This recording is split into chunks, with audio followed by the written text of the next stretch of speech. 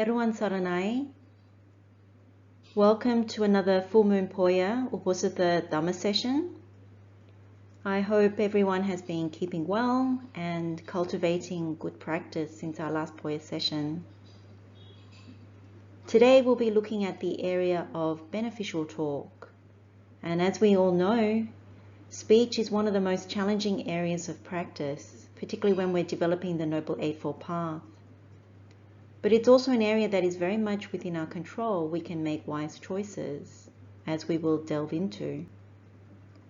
When meditators talk of struggling to concentrate the mind, speech plays a significant part in what blocks concentration and hinders the path. The more we can understand why right speech is an important factor of the Noble Eightfold Path, the easier it is to abandon wrong speech and to cultivate right speech. And also to know how all the things that the Buddha teaches us, how they fit together and how they lead towards nibbāna. What we will cover today is, we'll begin with our usual tips and reminders. We'll then look at right speech and the Noble Eightfold Path. We'll quickly recap wrong speech that arises from pointless talk, so Paṭhamakathāvatthu. And we'll look at the 4 developments and the profitable directions. So the context for why right speech and beneficial speech is important. And then we'll look into right speech that arises from these 10 topics of discussion. So Paṭhamakathāvatthu. Then we'll look at the benefits of engaging in beneficial talk. We'll look a little closer at each of the 10 kinds of speech.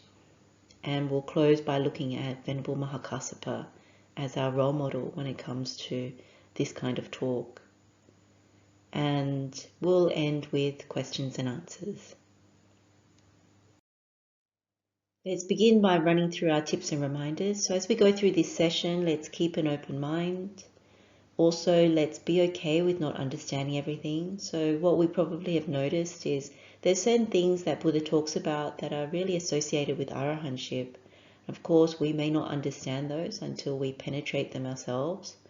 So that's one of the things when it comes to being okay with not understanding everything. Also, remember that we're learners, we're seekers. So the same thing, it takes time for us to manifest those teachings, penetrate those teachings. And then what we do is we apply ourselves to the Buddha's words. So we take our own examples and try and experience what the Buddha talks about for ourselves. And of course, with every session that we have good wishes to everybody that is joining today, as well as good wishes for anyone who has helped us to be here today.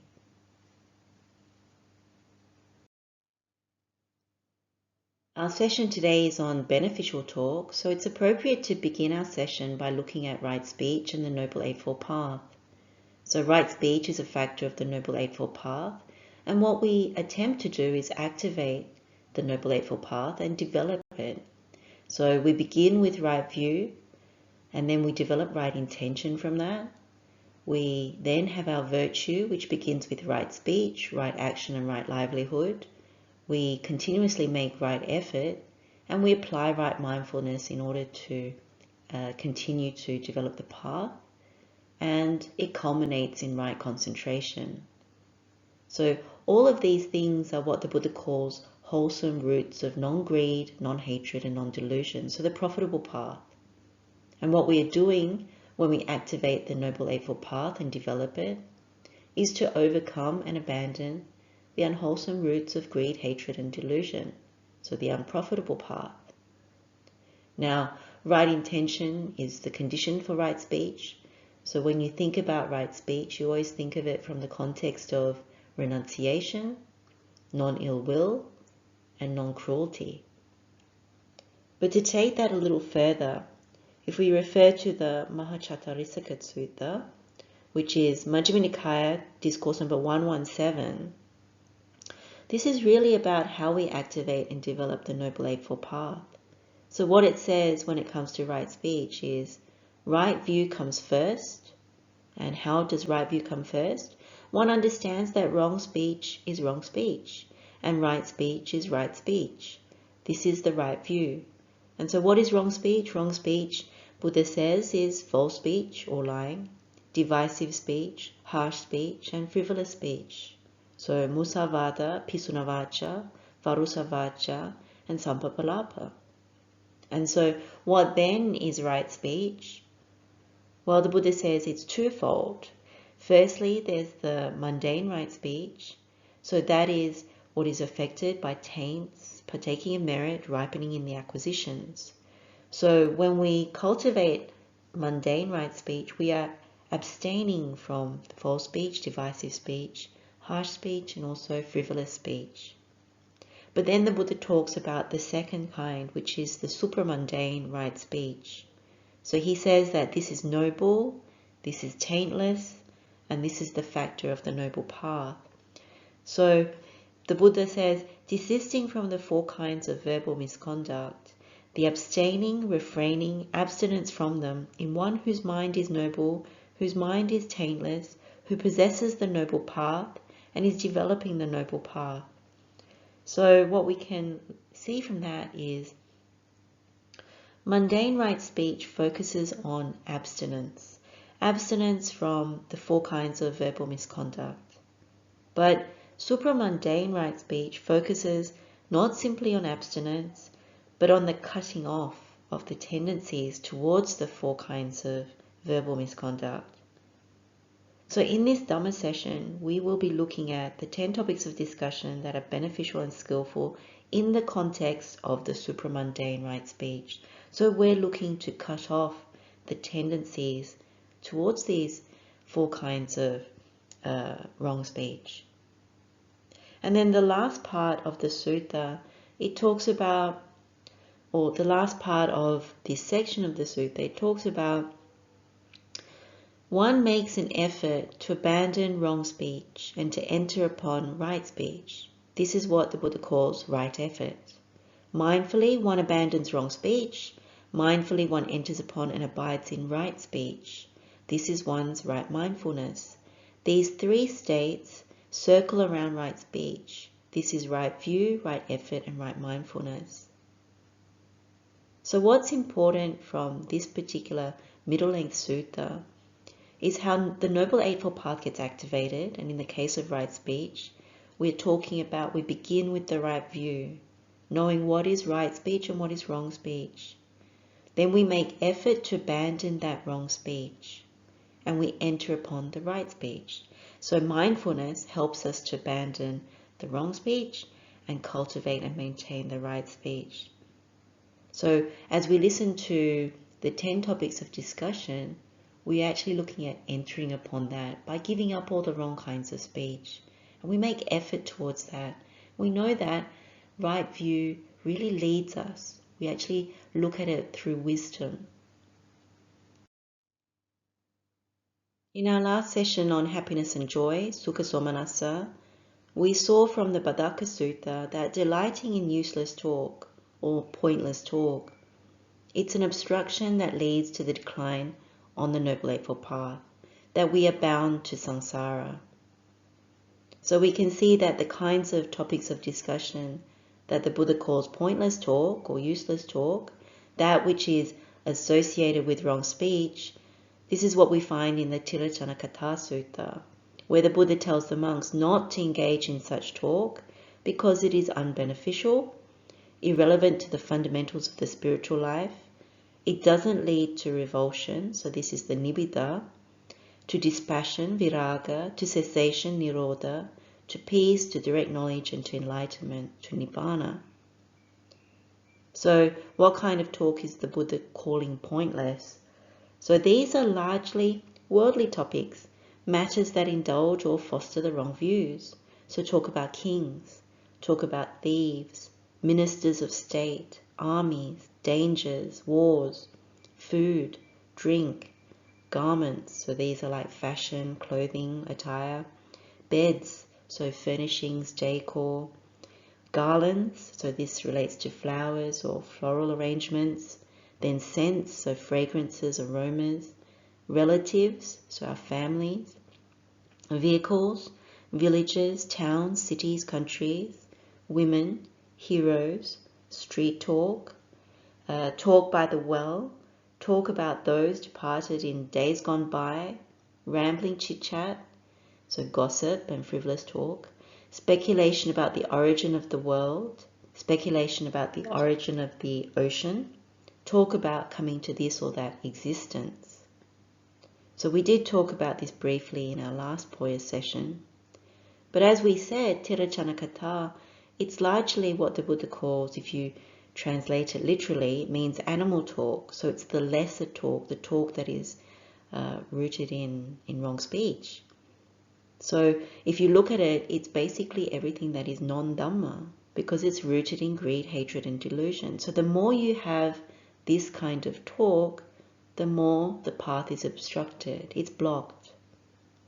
And the Buddha in this particular sutta encourages the monks to talk about the Four Noble Truths. So those are all the things that are the opposite. They're beneficial, relevant to the fundamentals of the spiritual life, lead to revulsion, dispassion, cessation, peace, direct knowledge, to enlightenment, and to nibbāna.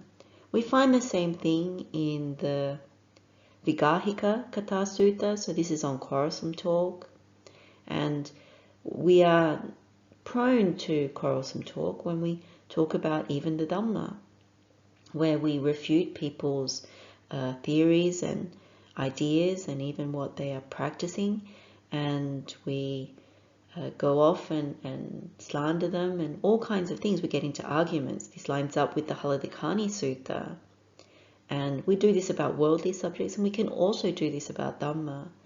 And a lot of this is really being conditioned, if we go along with the Haladikani Sutta, by intimacy in the village, by not being rid of sensual pleasures and entertaining future expectations. But the idea again is that the Buddha encourages to talk about the Four Noble Truths, to talk about Dhamma. So this is the context for understanding what is wrong speech and understanding the topics that come to bring up wrong speech. And so what we attempt to do when we walk this path is to refrain from this kind of talk, these kinds of topics of discussion. There's a wonderful example of the Buddha calling out the monks for talk on one of these topics that is considered pointless talk, and it was the talk about kings. This is in the Raja Sutta in Udana 2.2. And the Buddha says to the monks, "What is the talk about, monks, amongst those who have assembled together and are sitting here at present, and what is the conversation that you have left unfinished?" And then they say to the Buddha, "Here, Venerable Sir, after returning from the alms round, after the meal, assembled together and sitting in attendance, this conversation arose. Now, venerable friends, which of these two kings has the greater wealth, the greater riches, the greater treasury, the greater realm, the greater vehicles, the greater strength, the greater power, and the greater majesty? The Magadha, King Senya Bimbisara, or the Kosalan King Pasenadi? This is the conversation, Venerable Sir, that we left unfinished. Then the Blessed One arrived." And so the Buddha says to the monks, "This is certainly not suitable, monks, for you, sons of good family, who through conviction have gone forth from the home to homelessness, that you should talk such talk.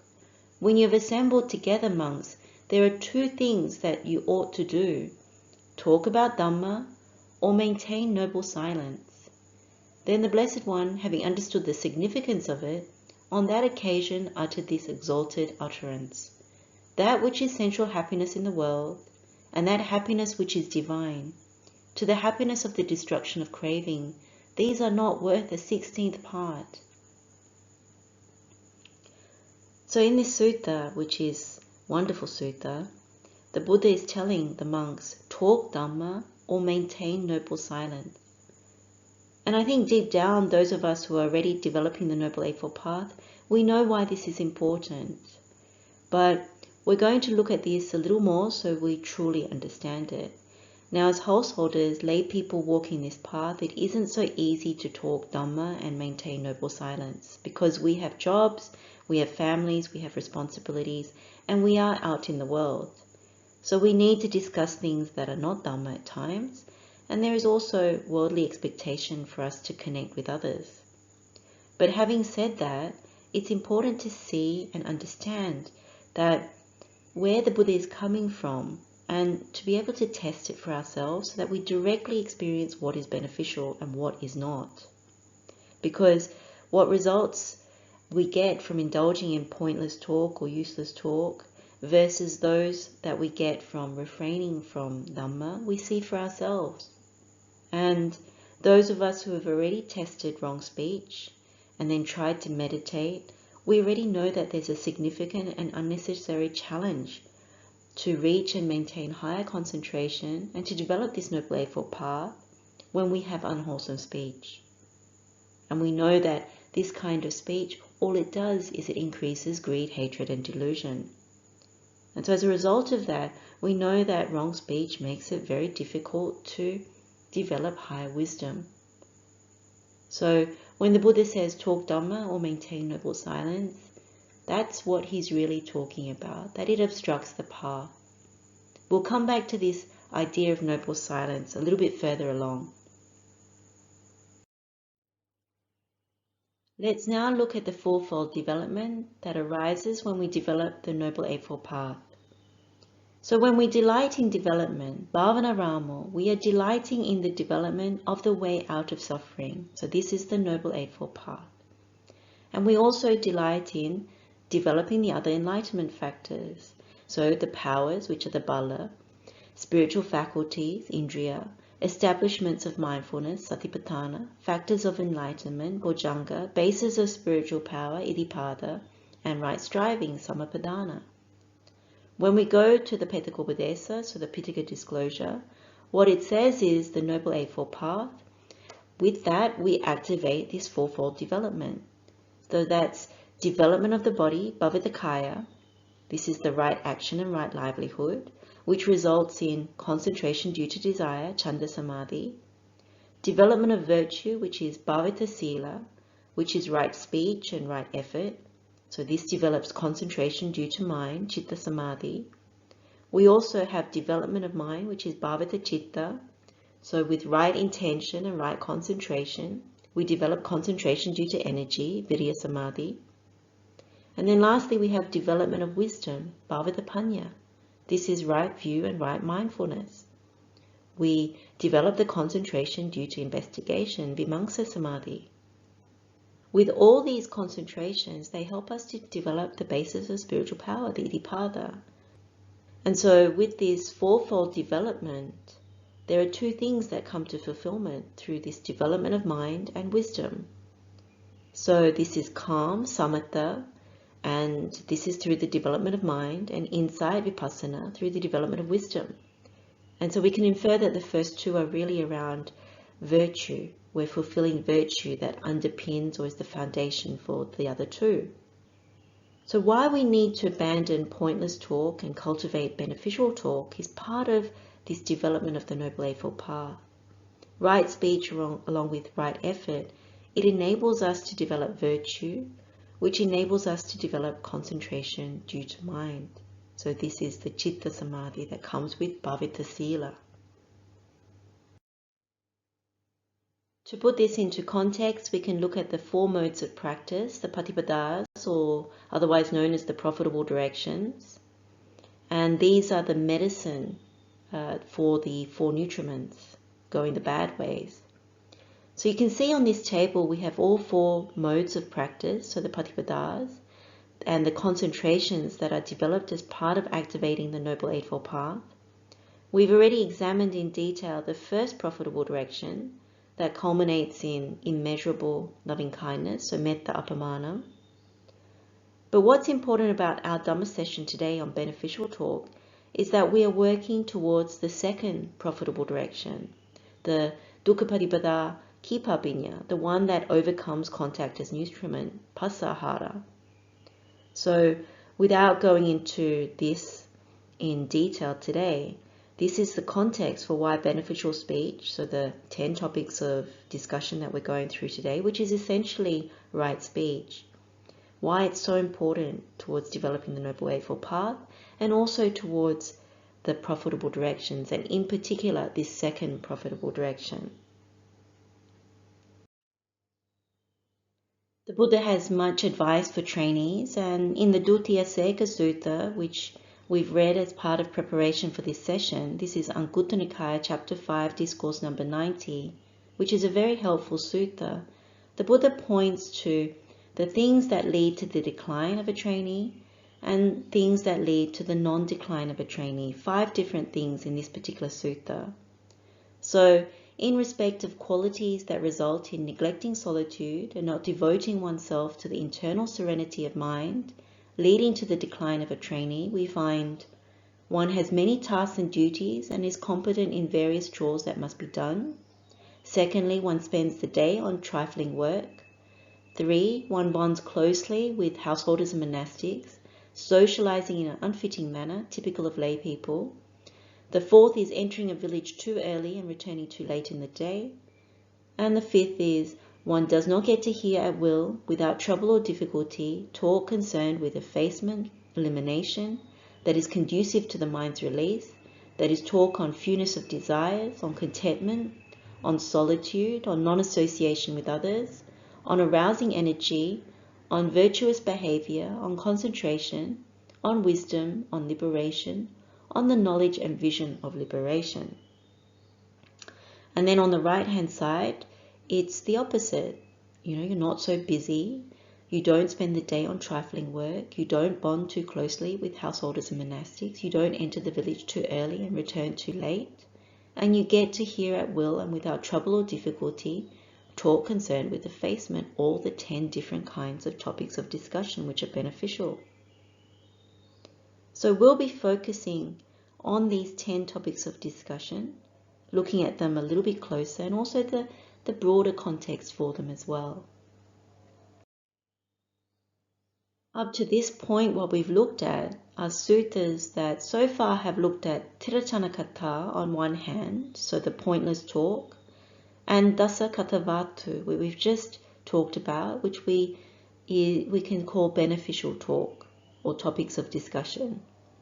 And we can classify them as simply non-Dhamma versus talk on Dhamma.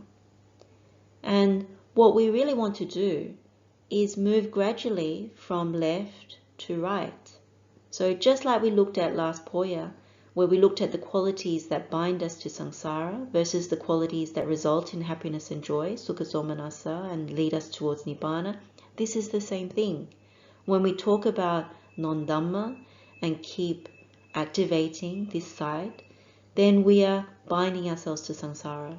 So what we want to do is gradually move towards the right, because talking Dhamma, prioritizing Dhamma, it's what leads us ultimately towards nibbāna. And of course, it's very challenging at the beginning and even as we are training, because we still take a great delight in the world, not just being in the world, but we do take great delight in the world. And so in the initial stages of developing the Noble Eightfold Path, it's important to recognize and acknowledge that. And when things do start to come together with the path and also with the practice, when we genuinely take less and less delight in the world, and this is out of wisdom and insight, not just restraint, then we more actively develop the Noble Eightfold Path, and with that the right view tends to help us to allow things to naturally fall away. Things become easier, particularly around right speech. And so when we have direct experience out of investigating, when we indulge in non-Dhamma talk, and we look at the results, versus when we talk on Dhamma and look at those results, that's a key part of this. It lends weight to the active process of right view that leads right effort. When that kicks in, then we have right mindfulness working in tandem to develop the right speech. So what we did discuss last Poya was measuring how much non-Dhamma we cultivate in daily life. What is over and above what is necessary. And we said to do an audit of Tiracana, as skillful means, to be able to acknowledge how much we indulge in that kind of speech, over and above what is necessary. And so when you look at that, it's actually quite revealing, because then you see certain helpful things kick in, like moral shame, fear of wrongdoing. And then you notice the correlation between when you indulge in this kind of talk and then what happens in your meditation, in your practice. And then you might also see it's rooted in greed, hatred, and delusion. So you start to see, oh, this helps to breed more defilements or things of that nature. And then you also start to hear the wrong thoughts, the wrong perceptions, the wrong views. And so it can be very helpful to see it from a non-Dhamma perspective. Before we move on to looking at these 10 topics of discussion that are beneficial, let's take a moment to talk about noble silence. So the Buddha says, if we can't talk Dhamma, then to maintain noble silence. So of course, if you reside in a monastery, this is often much easier because you live with people that have agreed to maintain noble silence at times and only talk what is necessary. But as lay householders, it's not so easy because there aren't those types of moral agreements. And we very much go out in the world to work, to fulfill responsibilities, and to be part of communities. But it's important to understand that noble silence is a very precious part of the practice, because it literally is a means of taking a stand to maintain virtue, to guard the virtue that we have developed. And remember that right speech and right effort is how we develop virtue, bhavita sila. And that is connected to the concentration due to mind, citta samadhi. So when we compromise our speech, it rocks this concentration of mind, and we're unable to fulfill this development of virtue. So what's really true is it takes a lot of courage to not endorse unwholesome topics, to not go into unwholesome topics of discussion, and to stand firm, to even stay quiet. Our conditioning, particularly in the environments that we go into as lay householders, is to bend to society, to bend to the talking needs of others, to bend out of our own greed, hatred, and delusion. So it's really important to spend some time looking at our own conduct when it comes to speech, to honestly evaluate it, and to see why we're sliding into unwholesome speech, rather than walking away, turning around a discussion, or staying quiet. So we're talking about talk that is more than meeting our everyday necessary responsibilities, work-related discussions, and things of that nature. So we're talking about above and beyond that, because as householders, there's a necessary level of talk that we need to engage in. And each person's situation is different, each person's conditions are different, as we've talked about before. So you need to look at this through your own lens with honesty and conviction to see what is possible. Now, noble silence as a practice can be very helpful in quietening down the mind.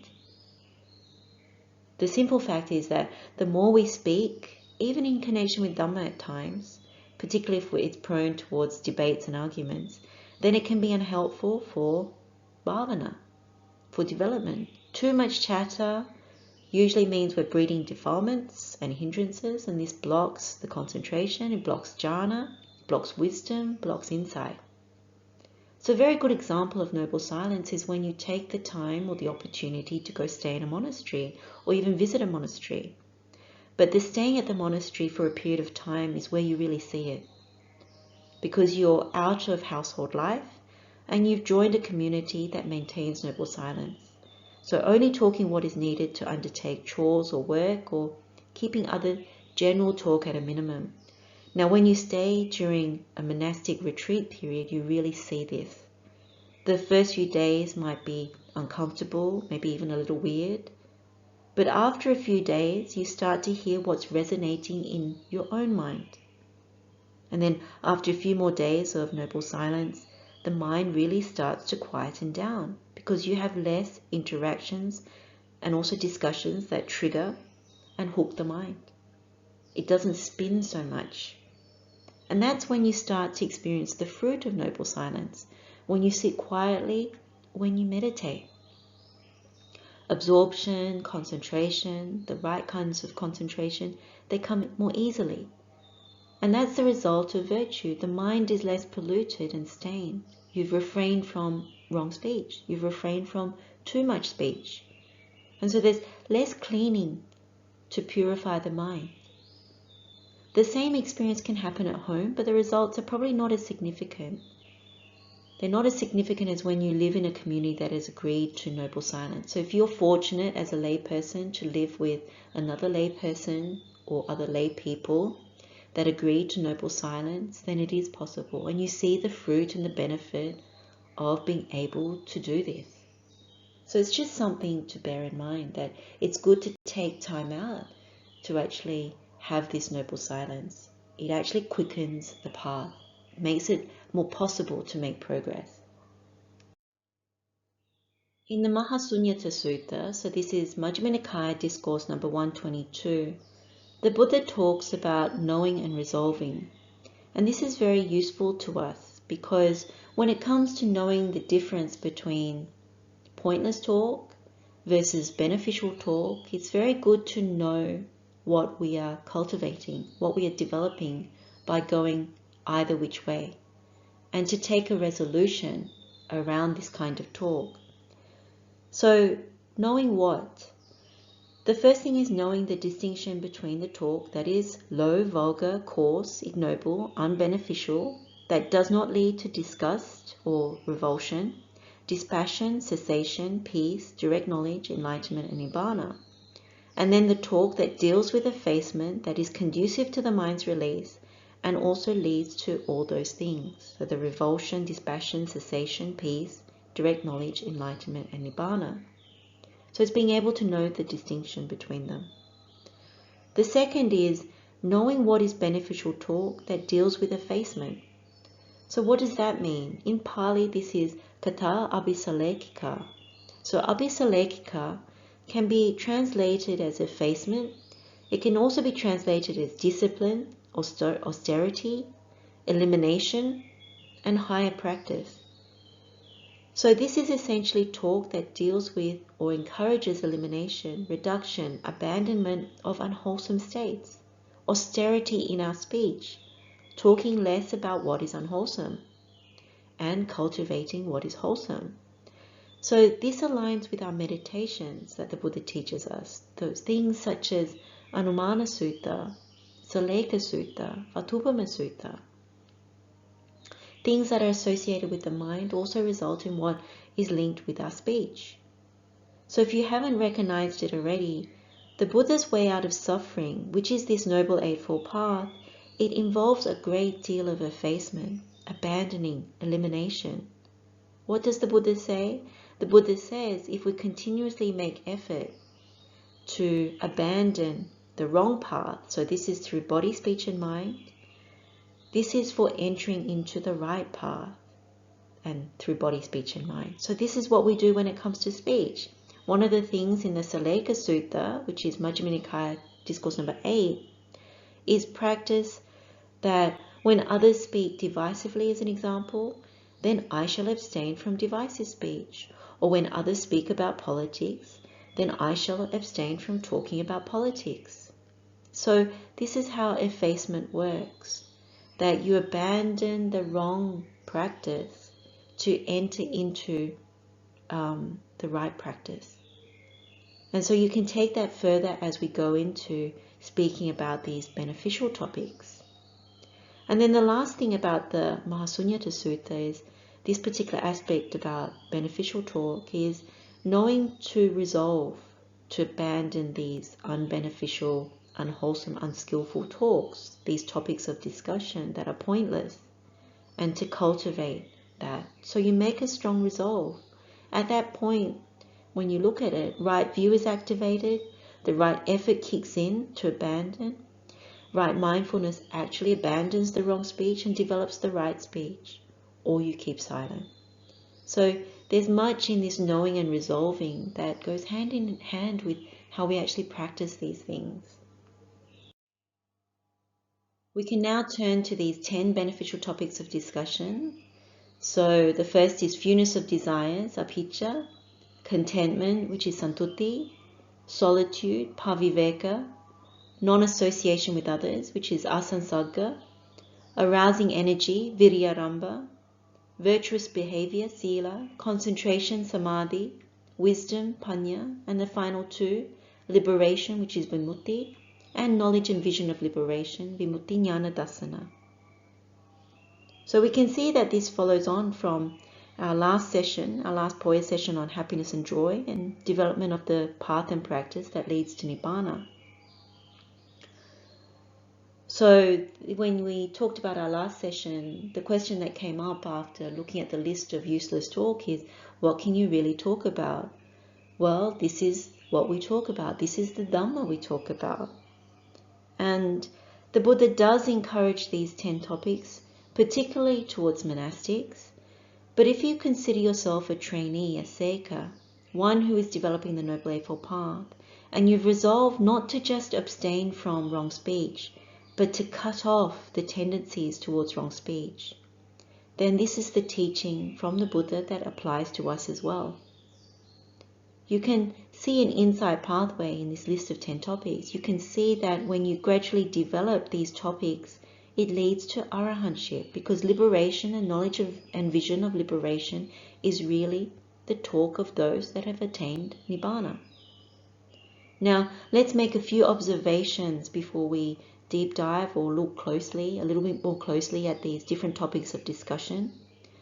The first observation that you could say is that the first 5 topics are really associated with seeing the danger in sense pleasures, not taking delight in the world, not prioritizing things such as gain, honor, and praise from the world, all things that we've talked about before. And instead of worldly measuring stick, the yardstick of the world, we're actually turning to Dhamma. When we delight in Dhamma, so this is bhavana ramo, we see the benefit in simplicity, renunciation, few desires, contentment, not increasing defilements, observing solitude, not strengthening intimacy or association, and so on and so forth. That's what's considered important. That's why we talk about these types of topics. So the talk becomes more around energizing towards Dhamma, path and practice, reducing delight and bonds in the world. That's about these first five topics. And then that leads into the next 3 topics, which are circled or framed here, which is really around higher practice. So if you look at the trifecta, this is sila, samadhi, panya. And this is virtuous behavior, concentration, and wisdom. This is how the path comes together. And when you have the path, then you start to realize fruit of the path. So insight pathways, jnanapathas, or also called knowledge pathways, these are the things that are instructed by the Buddha that develop these higher trainings. So adhisila, adhichitta, adhipanya, that's what lines up with sila, samadhi, panya, virtuous behavior, concentration, and wisdom. So as trainees, we focus much of our talk and practice when we talk Dhamma on these first 8 topics. And then the last 2 topics are largely connected with arahantship, with full awakening, with release and the destruction of all the taints, with removing craving and ignorance. And when one awakens and completes this path, this Noble Eightfold Path. So we largely talk about the Buddha's teaching on liberation and knowledge and vision for liberation, because we haven't fully realized it yet. But that's the general overview of these 10 beneficial topics of discussion. The Buddha does talk about the benefits of engaging in these 10 topics of discussion that are beneficial. In the Dutiyaseka Sutta, as we said before, it results in not neglecting solitude and devoting oneself to internal serenity of the mind, leading to the non-decline of a trainee.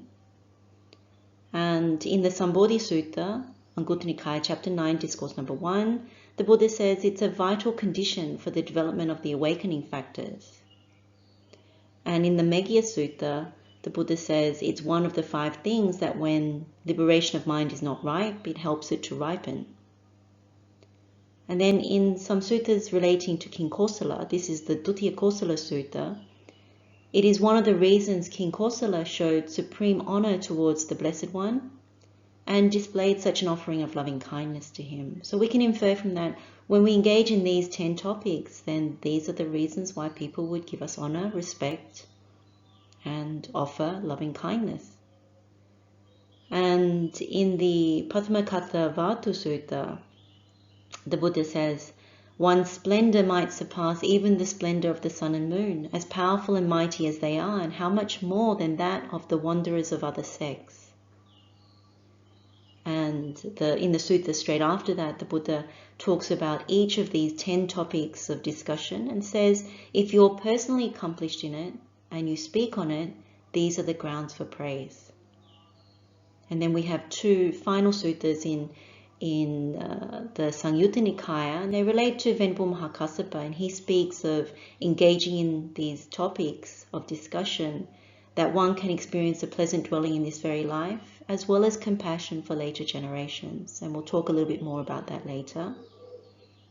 And of course, as we said at the beginning, that these are the types of discussion that are beneficial, relevant to the fundamentals of the spiritual life. They lead to the revulsion, nibbāna, to dispassion, viraga, to cessation, nirodha, to peace, to direct knowledge, to enlightenment, and of course to nibbāna.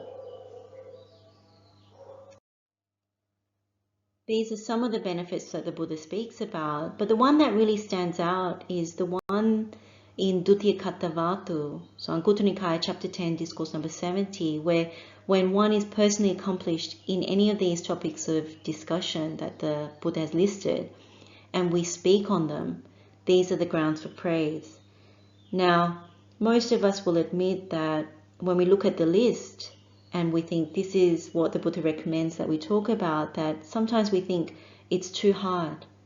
And maybe most of the time we might say it's too hard. And I think this comes down to when we are not accomplished in that area.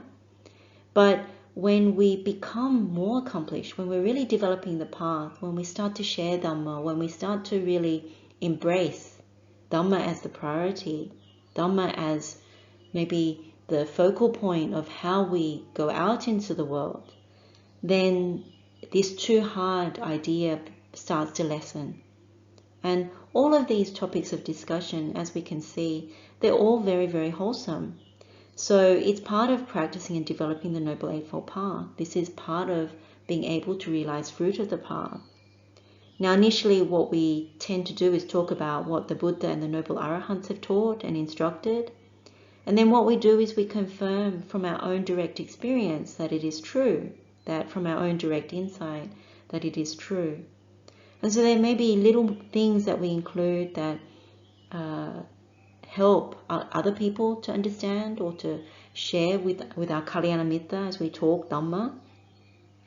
But essentially it all goes back to the Buddha, because the Buddha has directly experienced for himself and taught so others may find a way out of the whole mass of suffering. So any insight that we have actually ends up back to Buddha.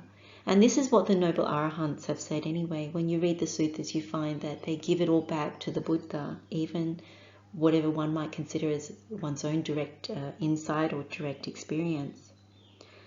So speaking on any of these areas, when you've directly contemplated for yourself, where you've practiced, you've experienced it, then when you speak on the topics, it has more weight and gravitas. It has more of an ability to help others to understand it.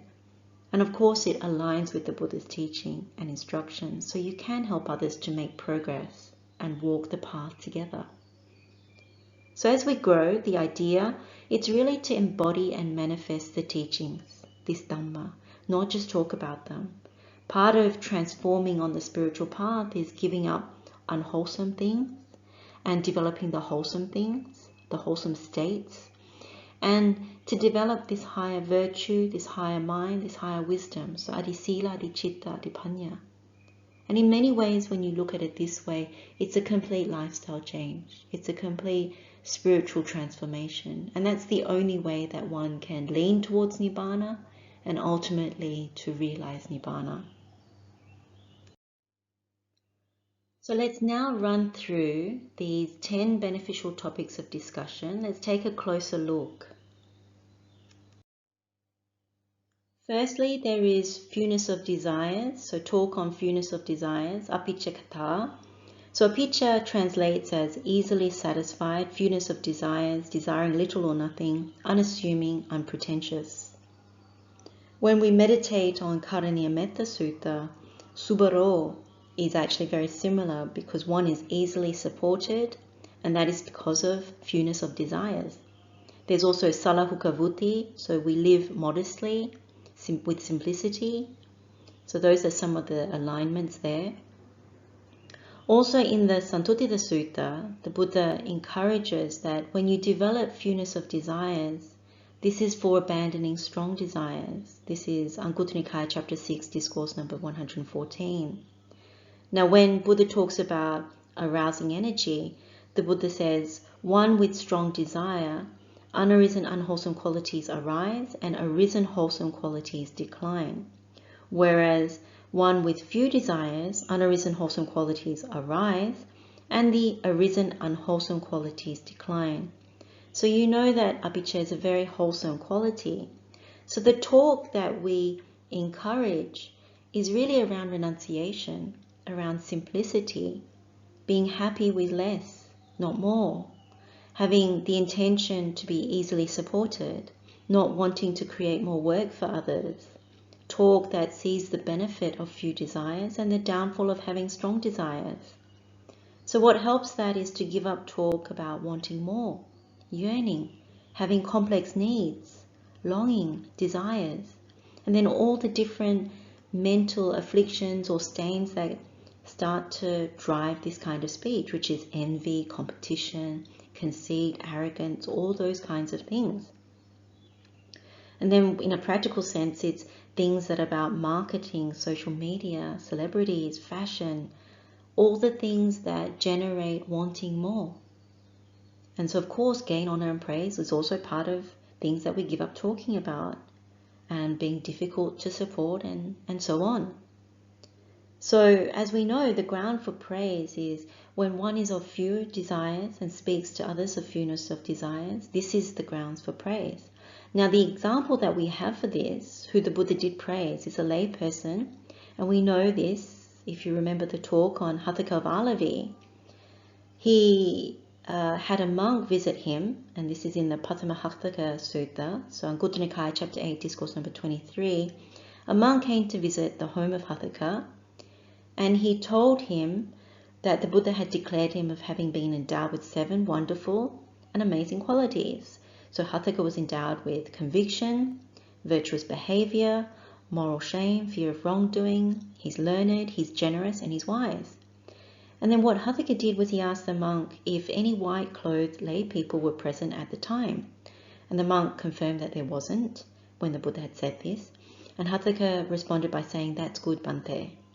And so when the monk went back to the monastery and recounted this conversation to the Buddha then added an 8th wonderful and amazing quality. He said, "Good, good. Hathaka is of few desires, since he does not want his inner wholesome qualities to be known by others." So the 8th quality is fewness of desires.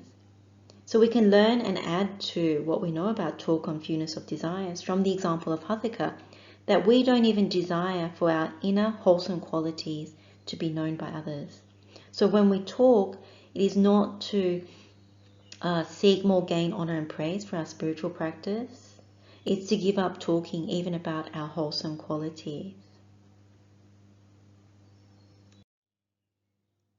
The second topic of conversation is talk on contentment, so Santutikata. So Santuti translates as contentment, satisfaction, being pleased, joyful, happy. And this is similar to Santusako in our meditation, the Karaniyametta Sutta. So being contented, and it links with being easily satisfied. So it links to this avijja and fewness of desires. So again in the Santuttita Sutta, the Buddha encourages to develop contentment for abandoning discontentment. So there's this sutta called Santutta Sutta, Samyutta Nikāya chapter 16, discourse number 1. And the Buddha talks to the monks referring to the 4 requisites. So in their case, it's about the robe, the alms bowl, lodging, and medicinal requisites. But essentially the Buddha is saying to the monks, you should train yourselves thus. We will be content with any kind of requisite, and we will speak in praise of contentment with any kind of requisite, and we will not engage in wrong search, in what is improper for the sake of a requisite. If we do not get a requisite, we will not become agitated, and if we get one, we will use it without being tied to it, infatuated with it, not blindly absorbed in it, seeing the danger in it, understanding the escape. And this is how you should train yourselves. This is what the Buddha says. So in our case, what you can take from that is we need to give up the wrong search as part of being contented, not searching in all the wrong places. So this is all kinds of sensual pleasures, including people. Not becoming agitated when we can't obtain those things. And when we do obtain them, not to become tied to them, not to become infatuated, blindly absorbed, but to see the danger and to see the escape. So usually what we do is we abhinandati, we take delight, we welcome it, abhiwadati, and then we remain holding, ajusayatitati. So if we don't see the danger, this is what we do. But when we do see the danger, then the escape is nabhinandati, nabhiwadati, najusayatitati. Not taking delight, not welcoming, not remaining holding. So the method that we're using is one of reducing the craving for things. And that's where contentment comes from, when you see the danger in sensual pleasures and you're content with what you have. So the talk that encourages contentment with whatever material possessions we have, this is linked to fewness of desires. When we talk about being able to relinquish things that we have for somebody else, if somebody needs what we have that maybe we have in excess, or maybe we offer it up.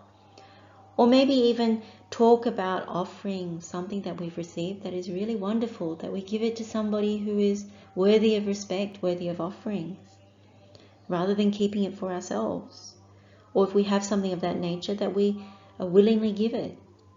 So this can also be associated with talk on gratitude. Gratitude rather than longing and yearning and not being satisfied. And of course, talk on seeing danger in the sensual pleasures and things of that nature. So it helps when we give up talk on discontentment, complaining, when we don't talk about wrongly going to places and searching out for sensual pleasures, when we give up craving for sensual pleasures, talk about those sorts of things. Talk about lamenting our conditions, not being able to bear with conditions. This is also giving up this kind of talk, because this is discontentment. And when we don't receive the right thing, not to complain about it, not to focus on the lack. And then all these other defilements that arise from that, like stinginess, envy, and other defilements, just to give up talk about those things. And then essentially what you come to is not being so absorbed in personal dukkha. That's what you give up, the kind of talk that you give up.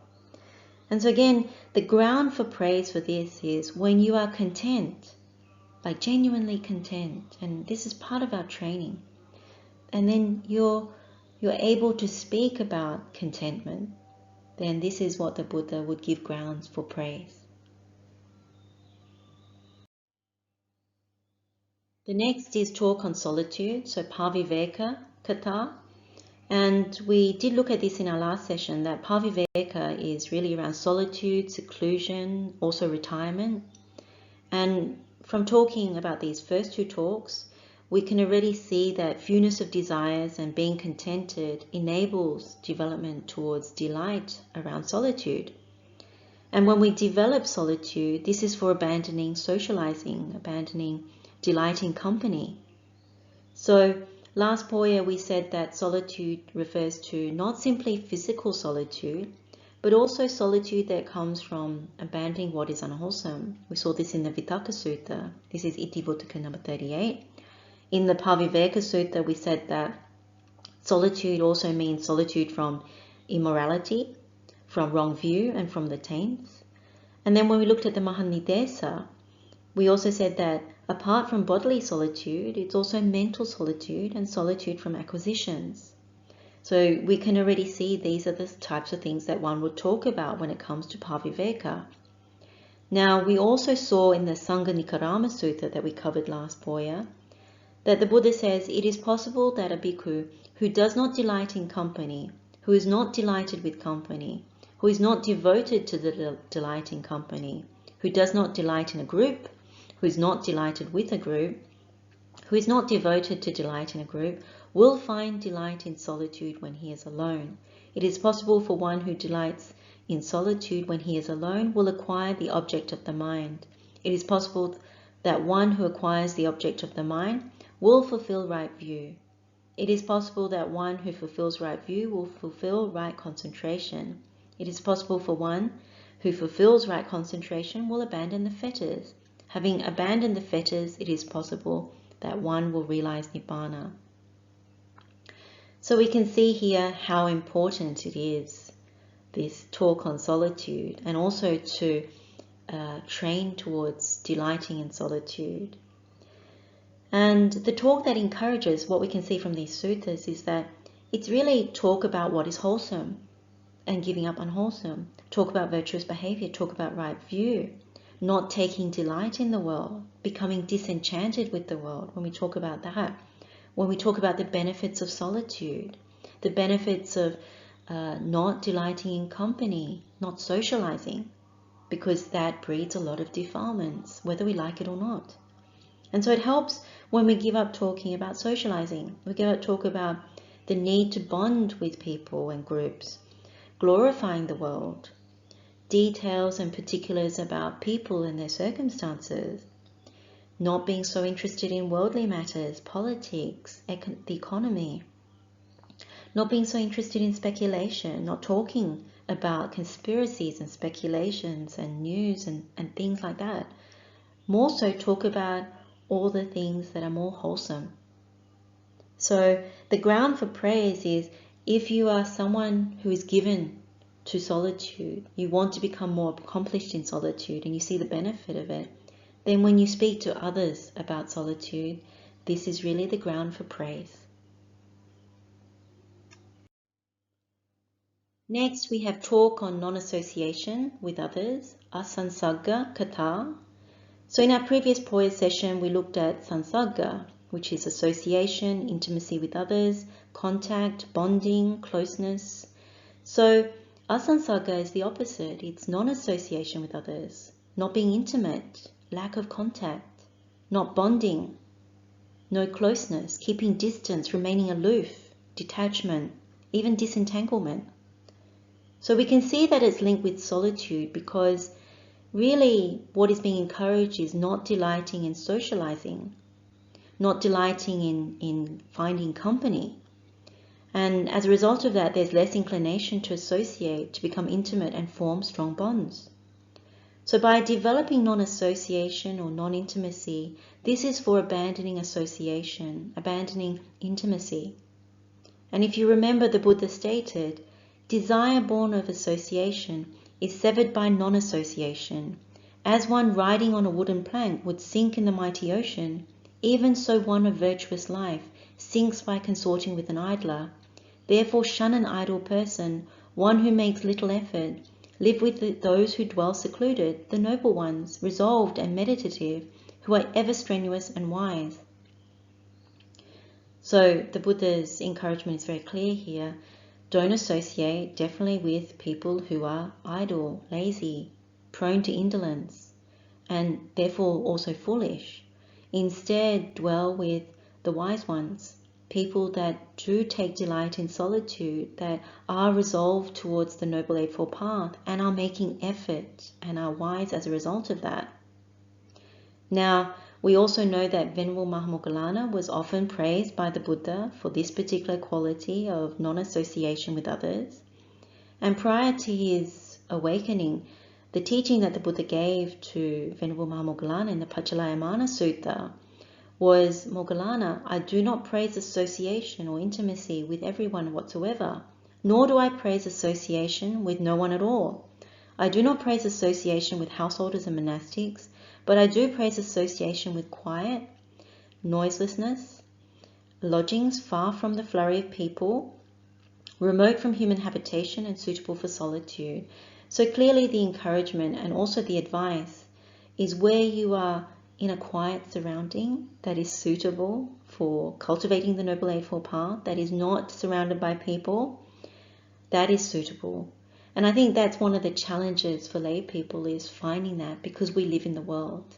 But I think there are methods for us to carve that out, and also things where we set healthy boundaries with people that are foolish, people that are idle, and we gravitate towards quietness, we gravitate towards people who are wise. So one of the things that we do see in the suttas is sometimes the Buddha says, if you can't find someone who is wiser than yourself, and he does encourage finding someone who is wiser than yourself to associate with, then it's better to be alone.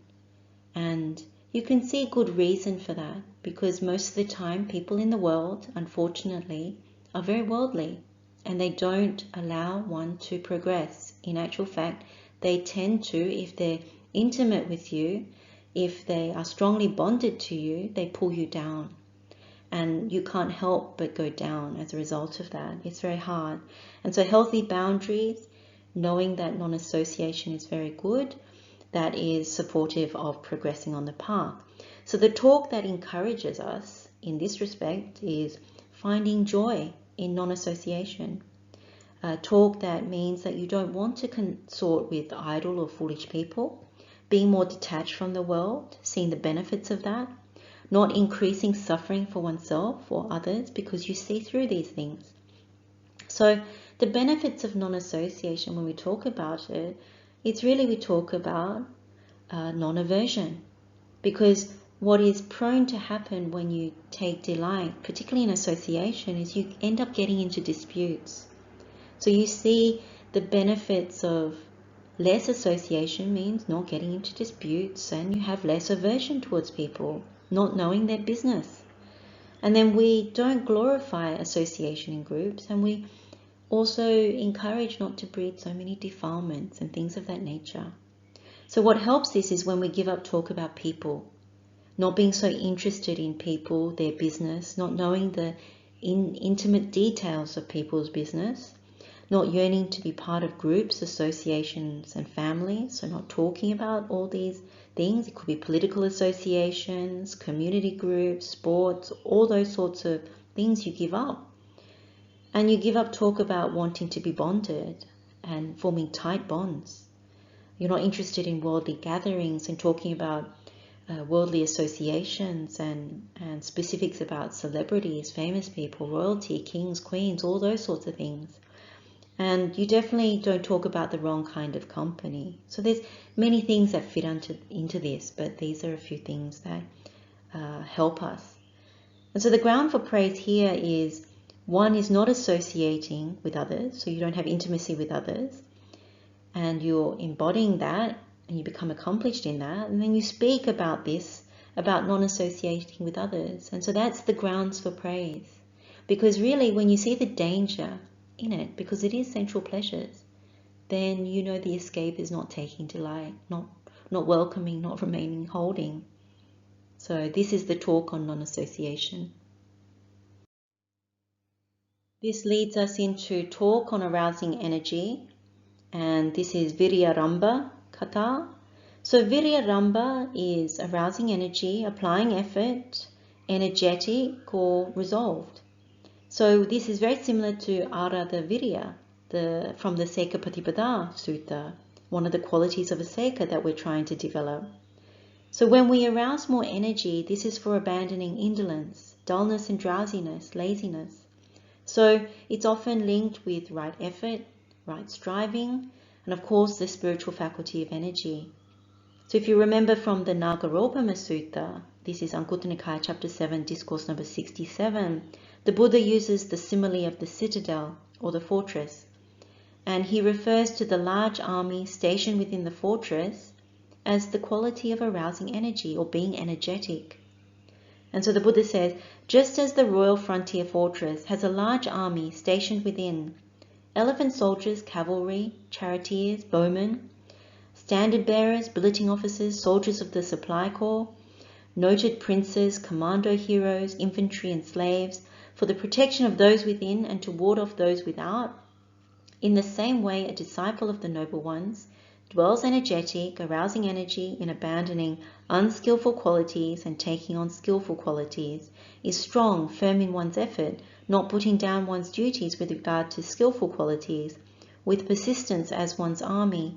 The disciple of the noble ones abandons what is unskillful or unwholesome, develops what is skillful or wholesome, abandons what is blameworthy, develops what is blameless, and looks after oneself with purity. So the army always reminds us not to back down, to persevere, to make firm resolve, to apply strength, and not to slack off. So talk of that nature is what this arousing energy is about. Now, Venerable Sona is a very good example for us here, because if you remember, the Buddha gave him a talk or teaching when he was applying energy too forcefully with his walking meditation. And so he used the simile of the lute. And you find this in the Sona Sutta, which is in Anguttara Nikāya, chapter 6, discourse number 55.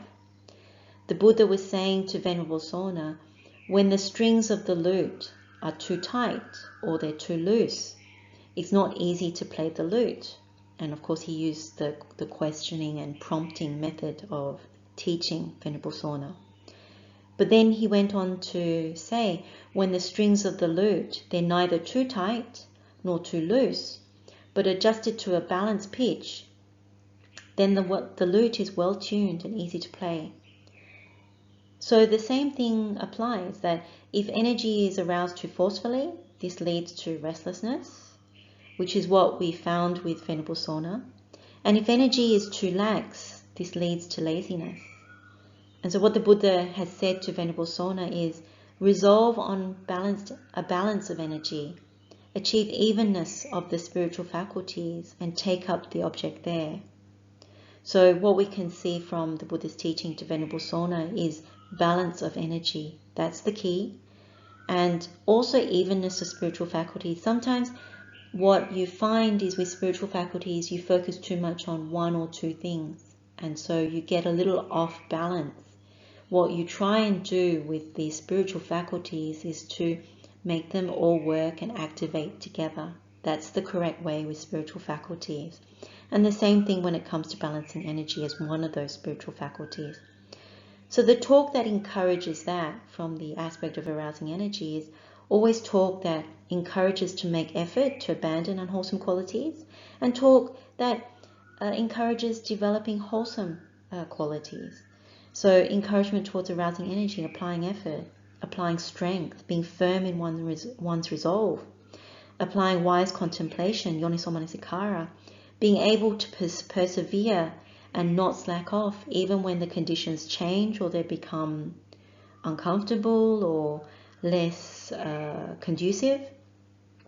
And of course, this balanced energy that the Buddha talks about, when it comes to lay people, it's that when to apply energy when there is work-life imbalance, and not being too forceful when the conditions are not yet supportive, being able to still have the ability to be in Dhamma even though you're too busy on the other side, and also to encourage how to recalibrate, reprioritize as conditions change. Also at times being able to talk about the sense of urgency so you don't take the foot off the pedal or completely veer off the path. Then talk about overcoming dullness and drowsiness and any of the hindrances, the nibbānas. And of course, talk about the non-delusion path, because usually when one takes the foot off the pedal, veers off, that's when delusion is setting in. So you always want to encourage in this kind of talk. Now, what also helps is when we give up talk on topics that keep the mind and body quite dull, polluted, oppressed, which is all the useless talk. And you give up the reasons that, or excuses that we give for indolence. So there are a number of excuses we give about, oh, I've done too much work, or I have to do too much work, or I'm going on a trip, or I've just come back from a trip, or things of that nature. And we also give up talk that encourages slackness, laziness, overeating, wasting time, delaying, proliferating. And any talk that essentially delays Dhamma path and practice. So when you are energetic and you speak about arousing energy, then as the Buddha says, it's a grounds for praise. So those are the first 5 of the beneficial talk, the topics of discussion. And you can see a lot of it is really training, really very much training and laying the foundation for becoming accomplished as a seika, from seeing danger in sensual pleasures and going towards wholesome rather than unwholesome, and having suitable conditions for practice, So we talk about those things in order to encourage each other to have the suitable conditions and to really ignite the path, the Noble Eightfold Path. So when we come to the next three, which is the talk on virtuous behavior, and then the talk on concentration, and the talk on wisdom, we really essentially, if you look at it in a nutshell, we're talking about our meditation, our insight pathways, the instructions that the Buddha gives. So talk on virtuous behavior, sila kata. Of course, we know sila is virtuous behavior, morality, good conduct, wholesome actions, integrity, our ethics.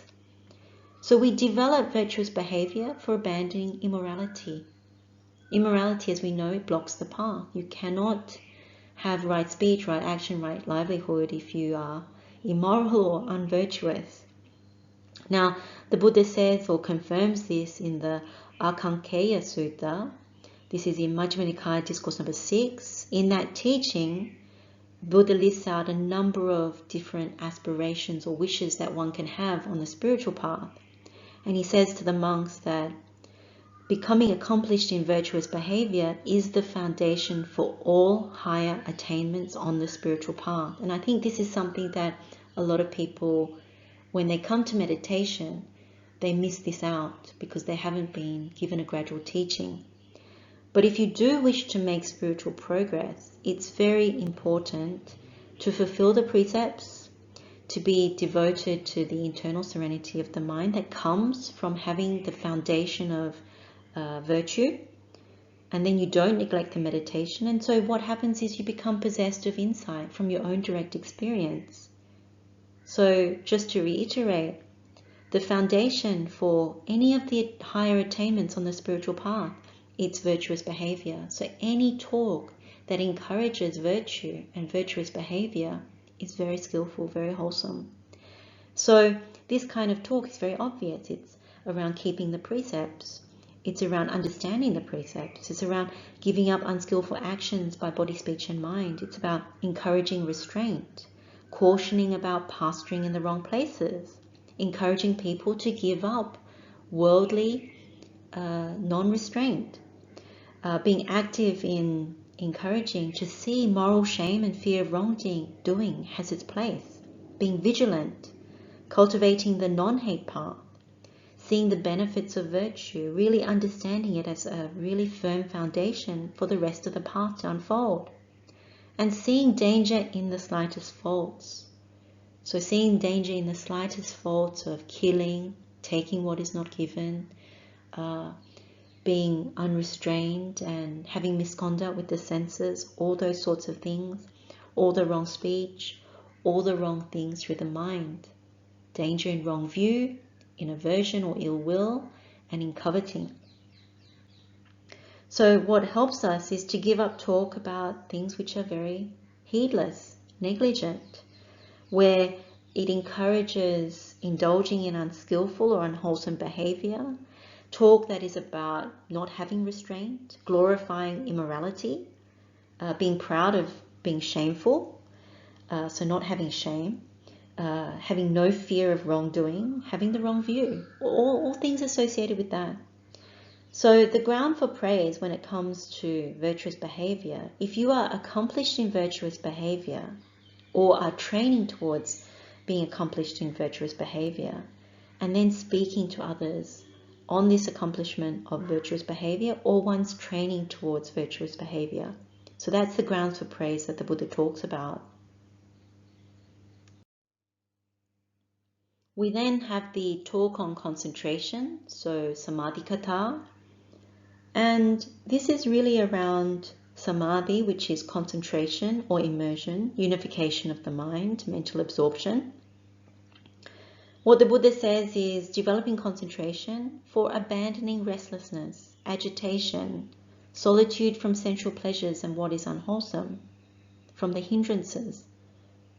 So we know from a number of teachings that the Buddha says that dwelling vigilantly plays an important role in becoming concentrated. So we know from the Paṭhamakathāvatthu Sutta, this is Samyutta Nikāya, chapter 35, discourse number 97, when one dwells with restraint over any of the sense faculties, the mind is not soiled among sense objects, cognizable by the sense bases. If the mind is not soiled, gladness is born. When one is gladdened, rapture is born. When the mind is uplifted by rapture, the body becomes tranquil. One tranquil in body experiences happiness. The mind of one who is happy becomes concentrated. When the mind is concentrated, phenomena become manifest. Because phenomena become manifest, one is reckoned as one who dwells vigilantly. So you can see the importance of sense restraint that leads to gladdening the mind, leads to body becoming tranquil, leads to happiness, leads to then concentration of the mind. And so you really have the ability to enter jhāna when you have sense restraint. So any talk around understanding this and being secluded from sensual pleasures, from what is unwholesome, is really how you come to have the ability to have right concentration. Now, a question was asked in the Cullavedalla Sutta, if you remember Majjhima Nikāya Discourse number 44, Dhammadina Bhikkhuni is asked questions by Visakha on concentration, the basis for concentration, the equipment for concentration, and the development of concentration. And she answers the question on each of these by saying, unification of mind, friend Visakha, is concentration. The 4 establishments of mindfulness are the basis for concentration. The 4 right strivings are the equipment for concentration. The repetition, development, and cultivation of these same states is development of concentration. So you see how much a lot of the different aspects of the path come together, and the Bodhipakya Dhammas, how supportive they are of activating the Noble Eightfold Path. Now, there are many suttas that refer to the development of concentration in a set kind of formula way, and how one enters and dwells in jhanas. So the formula is really always secluded from sensual pleasures, secluded from unwholesome states. One enters and dwells in the first jhana, which consists of rapture and pleasure born of seclusion, accompanied by thought and examination. With the subsiding of thought and examination, one enters and dwells in the second jhana, which has internal placidity and unification of mind and consists of rapture and pleasure born of concentration, without thought and examination. With the fading away as well of rapture, one dwells equanimous and mindful and clearly comprehending. One experiences pleasure with the body. One enters and dwells in the third jhana, of which the noble ones declare, he is equanimous, mindful, one who dwells happily. With the abandoning of pleasure and pain, and with the previous passing away of joy and dejection, one enters and dwells in the fourth jhana, neither painful nor pleasant, which has purification of mindfulness by equanimity. So all these various things that the Buddha has spoken about, that we can talk about, are really what is encouraged when we talk about concentration. That we encourage seeing the danger in sensual pleasures and unwholesome states, because we want to be separate or secluded from those things in order to enter concentration.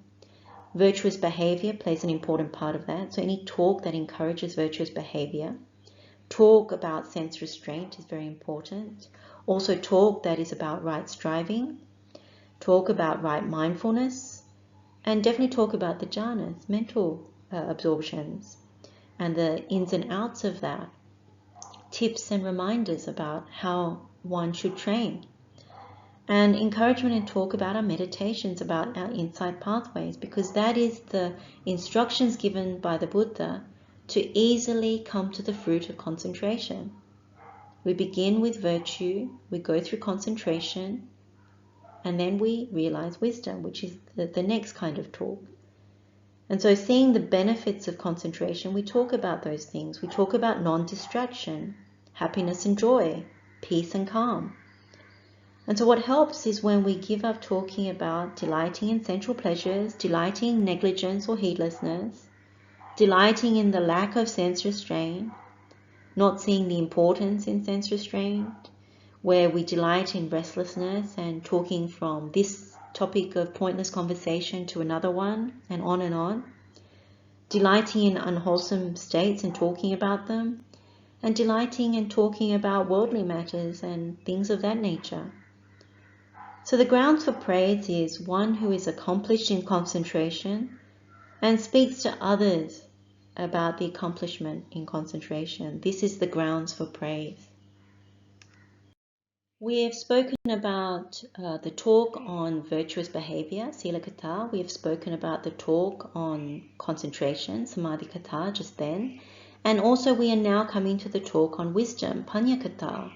These three together, as we've said at the beginning, this is about Adi Sila, Adi Chitta, Adi Panya, the higher training. This is all the talk about our insight pathways, our meditations, and the higher teachings of the Buddha. This is really about the cutting off of all our underlying tendencies. So when you look at wisdom, Panya, sometimes we also refer to this as knowledge, insight, understanding. We really develop wisdom for abandoning ignorance, for abandoning delusion, and for abandoning foolishness. So there are many different classifications of wisdom. So in the Sangiti Sutta, Buddha talks about wisdom of a trainee, wisdom of an adept, and wisdom of one who is neither a trainee nor an adept. So there is worldly wisdom. But what we're interested in is the trainee wisdom, and which goes towards the wisdom of a aseka, an adept, an arahant. Then the Buddha also talks about wisdom produced by thought, Chintameya Panya, wisdom produced by learning, Suttameya Panya, and of course wisdom produced by development, Bhavanameya Panya.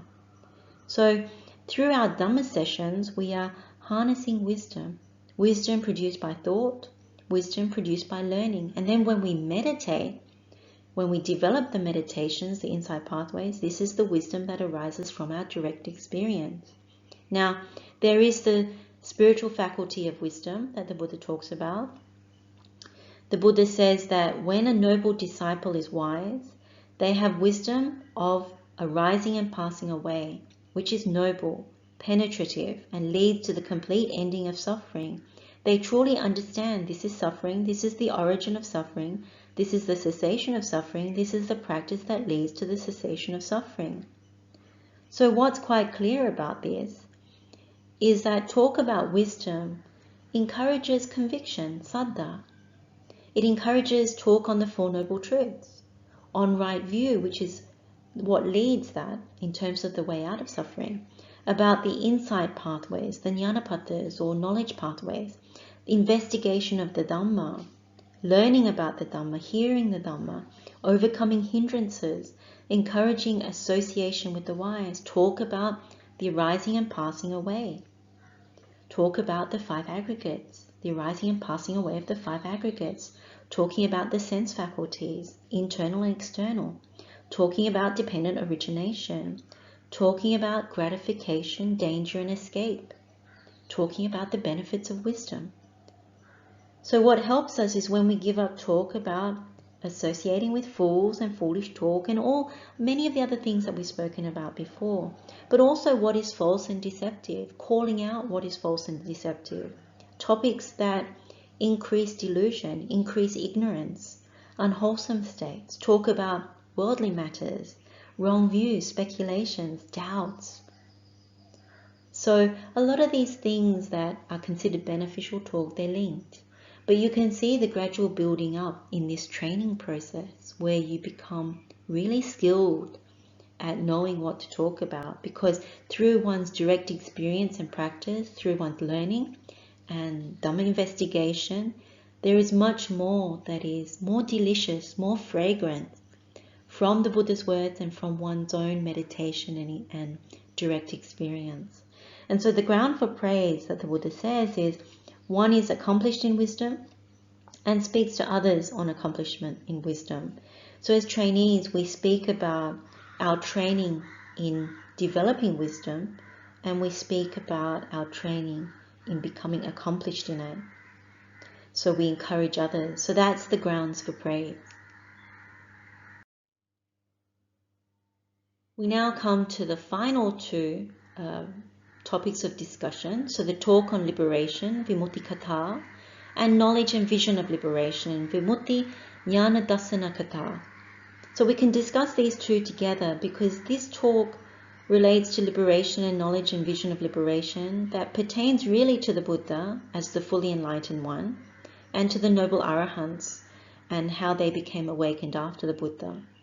So vimutti translates as liberation, freedom, deliverance, emancipation, release. It's often paired with vijja, so as in true knowledge and liberation, vijja vimutti.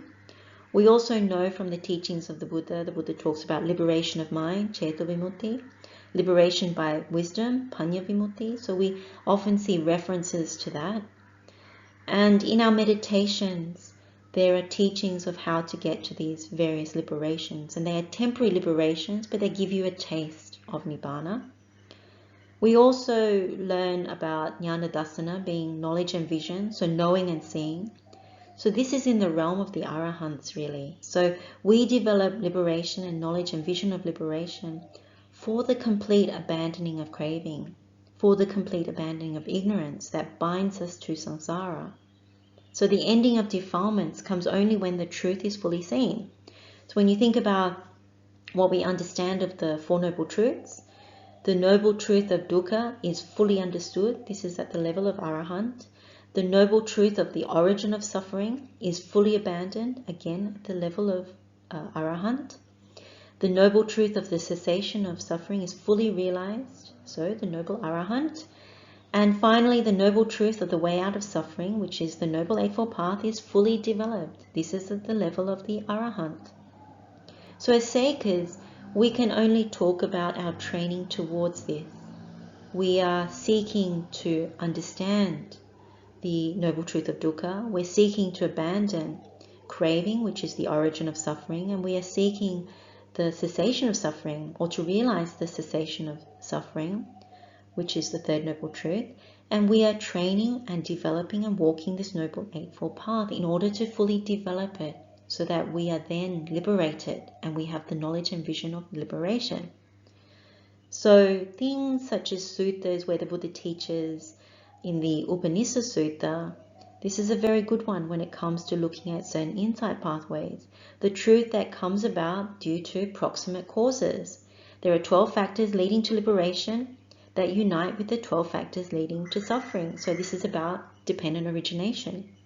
So I'll just read this because it's actually, you see the entire thing. It says, with ignorance as proximate cause, volitional formations come to be. With volitional formations as proximate cause, consciousness. With consciousness as proximate cause, name and form. With name and form as proximate cause, the 6 sense bases. With the 6 sense bases as proximate cause, contact. With contact as proximate cause, feeling. With feeling as proximate cause, craving. With craving as proximate cause, clinging. With clinging as proximate cause, existence. With existence as proximate cause, birth. With birth as proximate cause, suffering. With suffering as proximate cause, conviction. With conviction as proximate cause, gladness. With gladness as proximate cause, rapture. With rapture as proximate cause, tranquility. With tranquility as proximate cause, happiness. With happiness as proximate cause, concentration. With concentration as proximate cause, the knowledge and vision of things as they really are. With knowledge and vision of things as they really are as a proximate cause, revulsion. With revulsion as proximate cause, dispassion. With dispassion as proximate cause, liberation. With liberation as proximate cause, the knowledge of destruction. So you can see the links in dependent origination on the unwholesome side and how it goes to the wholesome side that leads to liberation and leads to the complete destruction of all the taints and ultimately to nibbāna.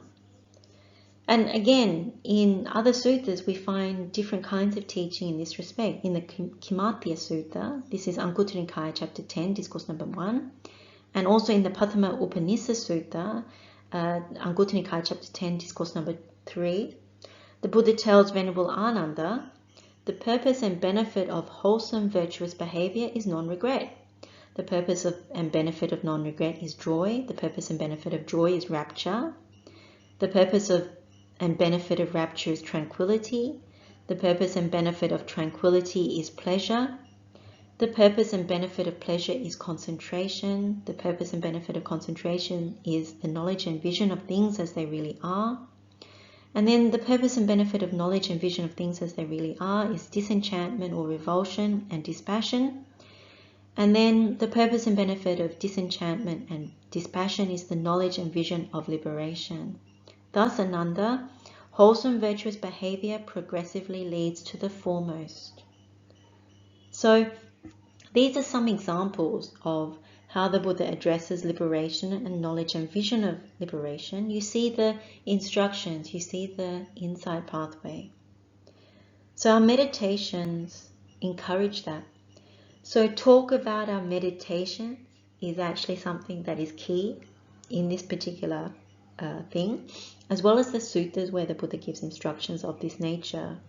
So everything that we've covered in all these beneficial topics of discussion in this session, and the higher practices that lead to path and fruit of arahantship, these things such as understanding and penetrating dependent origination, removing ignorance and craving, abandoning defilements, overcoming hindrances, having knowledge of the destruction of the taints, anything to do with the four immeasurables as the doorways to nibbāna, path and fruit, learning and wisdom, they are all part of talk on liberation and knowledge and vision of liberation, anything that the noble arahants and the Buddha speaks of.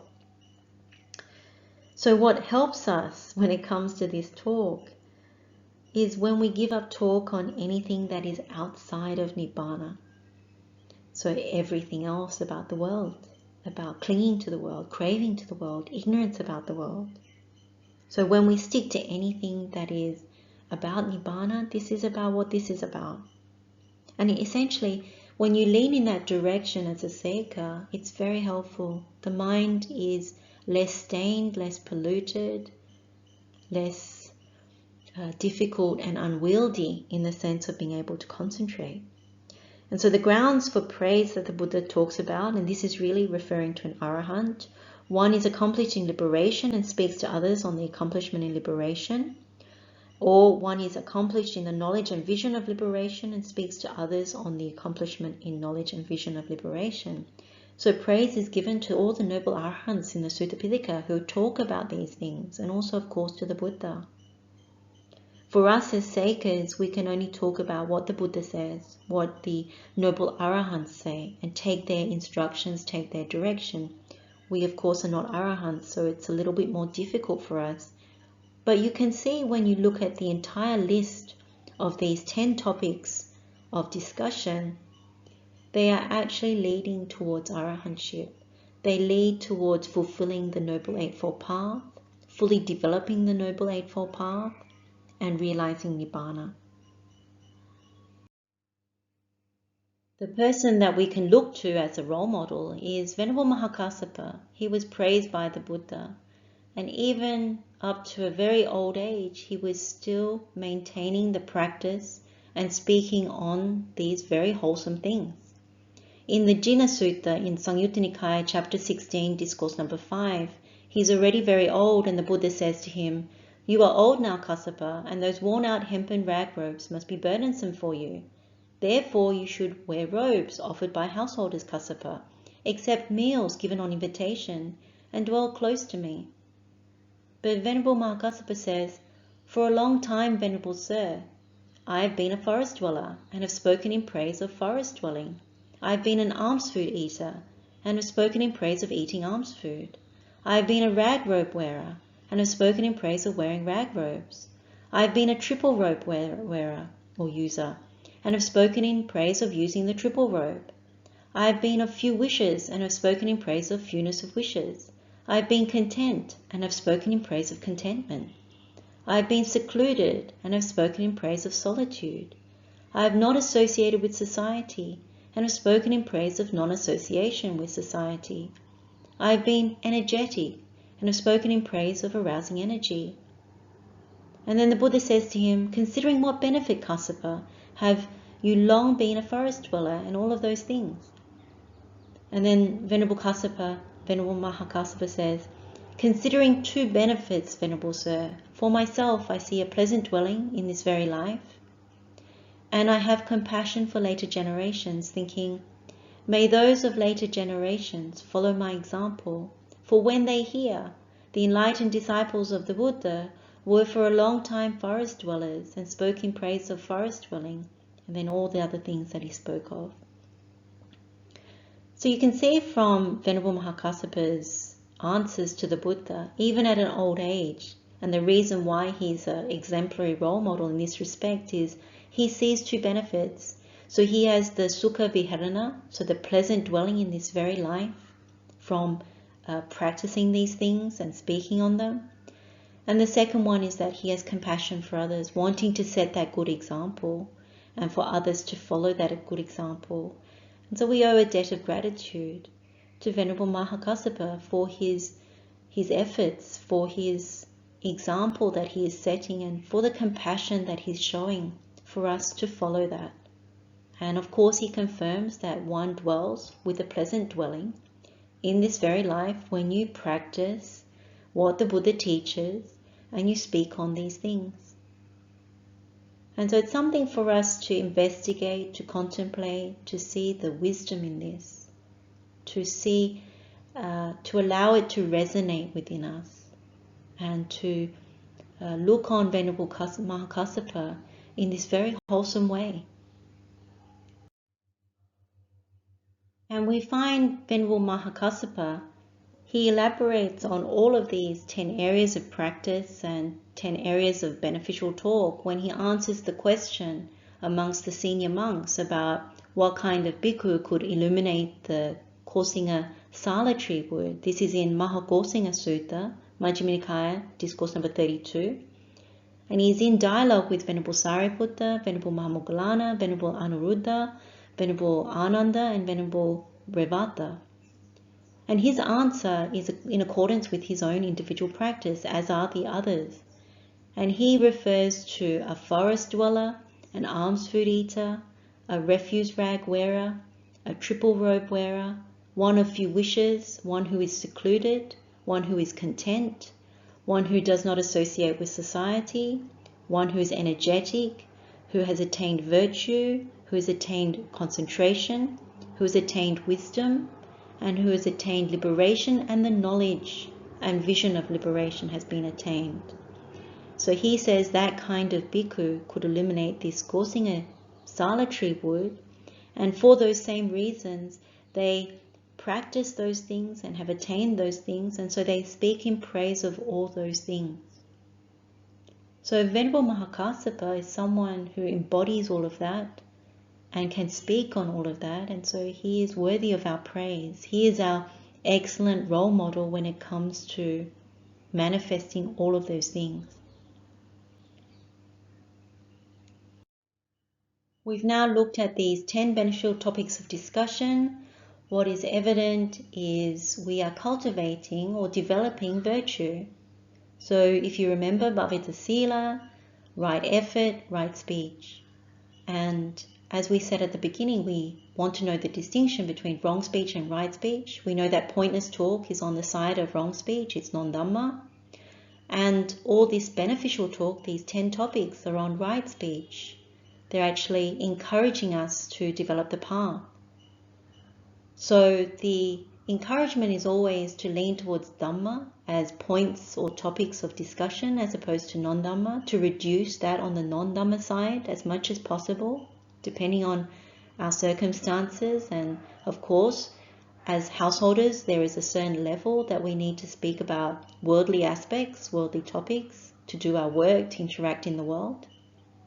But the idea is to move from left to right, to move from so much non-Dhamma towards more Dhamma, because that encourages and activates the path. And what we do know is it's not simply refraining from wrong speech. On this supramundane path, the one that leans and leads towards nibbāna, is where we're trying to cut off the underlying tendencies. So bhavita sila, this development of virtue, is really around guarding from sensual pleasures, guarding from unwholesome qualities and states. And in that way, it enables concentration due to mind, enables the jhanas, the mental absorptions. And so when we take the example of someone like Venerable Mahakassava, he's someone that embodies the Dhamma, the areas of practice. and he is a role model to speak on those aspects. And in our case, we are trainees. So we train in that respect and we speak from the Buddha's words and whatever direct experience that we have. So what is apparent is that when we have these Dhamma sessions, when there are Dhamma discussions or Dhamma Q&A, or when we come together to meditate together, then these are the beneficial topics that are openly spoken about. It's the fruition of Dhamma.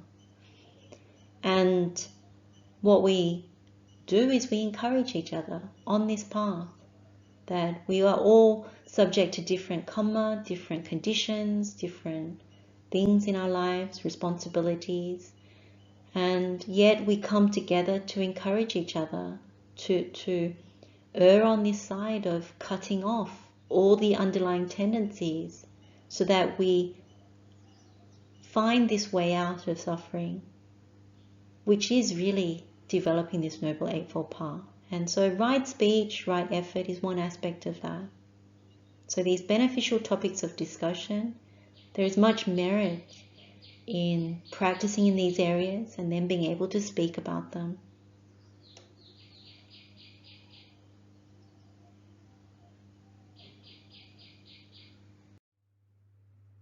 Let's now share the merit from this Dhamma session with all sentient beings. May all beings be happy and well. May all beings be free from suffering. Blessings of the Triple Gem. Wishing you well. Teruan Saranai.